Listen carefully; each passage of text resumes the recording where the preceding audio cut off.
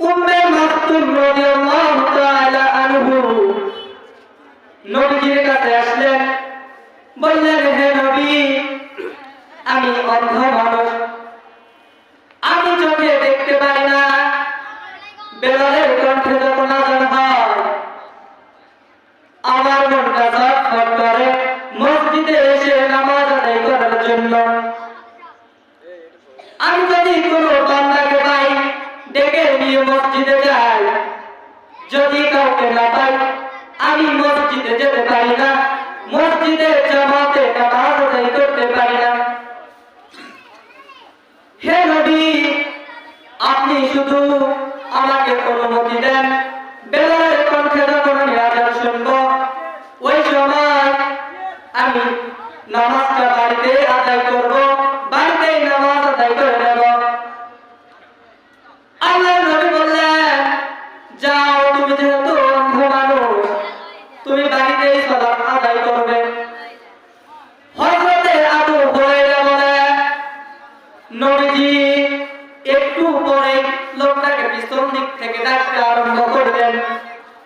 উম্মে মাকতুম রাদিয়াল্লাহু তাআলা আনহুকে ডাক দিলে উনি তার কাছে আসলেন। নবীজি বললেন, তুমি কি বেলালের কণ্ঠের আযান শুনতে পাও? উম্মে মাকতুম বলল, হ্যাঁ, আমি আযান শুনতে পাই। আল্লাহর নবী বলেন, যখন বেলালের কণ্ঠে আযান হবে ওই সময় তুমি আযানের জবাবটা দিয়ে দেবে। আর দ্বিতীয় নাম্বার, তুমি যদি কোনো বান্দাকে না পাও, এই মসজিদ পর্যন্ত আসার জন্য তুমি যদি কোনো বান্দাকে না পাও, তাহলে মসজিদে নববী থেকে তোমার বাড়ি পর্যন্ত একটা রশি টানায় নাও, রশি দিয়ে নাও। যখন বেলালের কণ্ঠে আযান হবে তুমি রশি ধরে ধরে এসে মসজিদে নামাজ আদায় করবে। এরপরে বাড়িতে নামাজ আদায় হওয়ার পরে বাড়িতে নামাজ আদায় করা যাবে না। অন্ধ মানুষ উম্মে মাকতুম রাদিয়াল্লাহু তাআলা আনহু চোখে দেখতে পারেন না, ওনার জন্য যদি বাড়িতে নামাজ আদায় করা যদি না হয়, মসজিদে এসে নামাজ আদায় করতে হয়। তাহলে আপনি সুস্থ থাকার পরে তো মসজিদে আসেন না, মরণের পরে আপনার কি হবে শুধু একটু কবরের ভেতরে গিয়ে দেখেন, শুধু একটু কবরের ভেতরে গিয়ে দেখেন মরণের পরে আপনার কি হবে। প্রথম নাম্বার প্রশ্ন হবে, মান রব্বুকা, তোর রবকে? রব্বি আল্লাহ, আমার রব আল্লাহ। অথবা আলহামদুলিল্লাহি রাব্বিল আলামিন, আমার রব আল্লাহ। আল্লাহর হুকুম কোরআনুল কারীমের ভিতরে, কোরআনের ভিতরে 500 আছে, 500। তার একটা হলো সালাত, নামাজ। আপনি তো এই 5টি আদায় করেন না, আপনার প্রথম গুলি কমিস।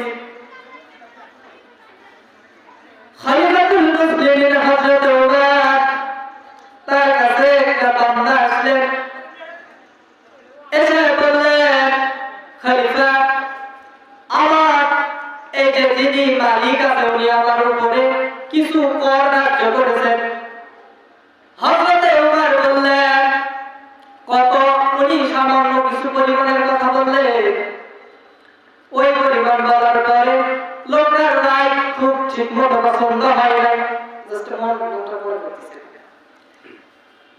উনি আবু লুলু ওয়াল মাজুসি, এই ব্যক্তি, উনি হযরতে ওমর যখন নামাজে দাঁড়িয়েছেন, ফজরের নামাজে যখন দাঁড়িয়েছেন, এক রাকাত নামাজ হয়ে গেছে, উনি একটা পিছন থেকে একটা ছুরি নিয়ে এসে খলিফাতুল মুসলিমিন হযরত ওমরের পিছন দিক থেকে ঢুকিয়েছেন। পিছন দিক থেকে ঢুকানোর পরে আমার এই জায়গাটা ক্ষত হয়ে গিয়েছিল, খাবার দেওয়ার পরে খাওয়াটুকু বের হয়ে যাচ্ছিলেন। জোহরের নামাজের পর তার জ্ঞান ফিরে আসে। জোহরের নামাজের পর তার জ্ঞান ফিরে আসার পরে বললেন, সাহাবীরা, আমি যে নামাজ আদায় অবস্থায় আমি অজ্ঞান হয়ে গিয়েছিলাম, তোমরা কি ফজরের এক রাকাত নামাজ আদায় করছো? সাহাবীরা বললেন, খলিফাতুল মুসলিমিন, হ্যাঁ আমরা ওই এক রাকাত নামাজ আদায় করে নিয়েছি। খলিফাতুল মুসলিমিন হযরত ওমর বলে, এখন কয়টা বাজে? অর্থাৎ দুপুর গড়িয়ে গেছে, জোহরের ওয়াক্ত শেষ। জোহরের ওয়াক্ত যখন শেষ হয়ে গিয়েছে, হযরত ওমর অজ্ঞান হওয়া অবস্থায় বললেন, নবীর সাহাবীরা, আমি আর এই খলিফার দায়িত্ব নেব না, আমি খলিফার এই দায়িত্ব তোমাদের উপরে দিয়ে দিলাম, আমি আর এই রাষ্ট্রের দায়িত্বে থাকবো না। কারণ আমার জীবন থেকে একটা ওয়াক্ত নামাজ কাজা হয়ে গেছে। আল্লাহ পাক রব্বুল আলামিন আমার তো আর জিম্মা নিবে না। আল্লাহ পাক আমার জিম্মায় যদি না নেয়, তামাম পৃথিবীর অর্ধেকটা রাজত্ব আমার হাতে আছে। এই পুরা রাজত্বটা নেব কি করে?